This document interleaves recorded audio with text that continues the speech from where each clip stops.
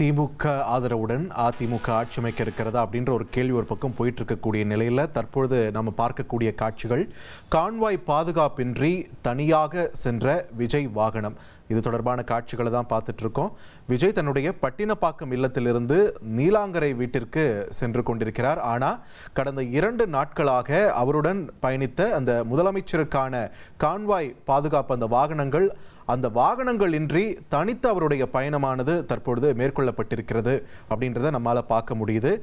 கடந்த 2 நாட்களுக்காக விஜயுடன் பயணித்த முதலமைச்சருக்கான கான்வாய் பாதுகாப்பு வாகனங்கள் இன்றி தனது பட்டினப்பாக்கம் இல்லத்திலிருந்து நீலாங்கரை வீட்டிற்கு சென்று கொண்டிருக்கிறார் தமிழக வெற்றிக் கழக தலைவர் விஜய்.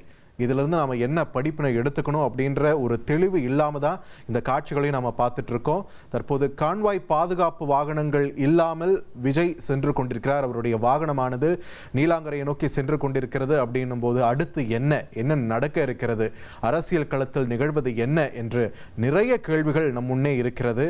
ஒரு தெளிவான பதில் இல்லாமல் பட்டினப்பாக்கம் இல்லத்திலிருந்து நீலாங்கரை வீட்டிற்கு செல்கிறார் விஜய்.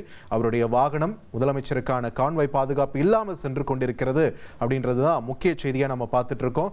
இந்த கான்வாய் நடுவில் வராமல் இருந்திருந்தா கூட இது நம்ம அவ்வளவு முக்கியத்துவம் கொடுத்திருக்க வேண்டியதில்லை. ஆனால் ஒரு தனிப்பெரும் கட்சியாக அவர் அமைந்து விட்டார் அப்படின்ற பட்சத்தில் கடந்த 2 நாட்களாக இந்த கான்வாயோட தான் விஜய் அவர்கள் பயணித்துக் கொண்டிருந்தார். இப்போ நீங்க திரையில பார்த்துட்டு இருக்கீங்க, கீழே பார்க்கக்கூடிய காட்சிகள் முதலமைச்சருக்கான அந்த பாதுகாப்பு வழங்கக்கூடிய அந்த கான்வாயோட விஜயின் வாகனமும் பயணிக்கக்கூடிய காட்சி. அப்படியே மேல நீங்க பார்க்கக்கூடியது பட்டினப்பாக்கம் இல்லத்திலிருந்து நீலாங்கரைக்கு விஜய் போயிட்டு இருக்கக்கூடிய அந்த வாகனம் பார்க்கிறோம். ஆனா கான்வாய் மிஸ்ஸிங், கான்வாய் பாதுகாப்பு வாகனம் இல்லாமல், அந்த வாகன தொடர் இல்லாமல் விஜயுடைய வாகனம் தனியாக பயணித்துக் கொண்டிருக்கிறது அப்படின்றதையும் நாம பார்த்துட்டு இருக்கோம். திடீரென இந்த மாற்றம் நிகழ என்ன காரணம்? அரசியல் களத்தில் அடுத்து என்ன நிகழ இருக்கிறது? நாம வதந்தின்னு பேசிட்டு இருந்தது உண்மையிலேயே நடக்க இருக்கிறதா?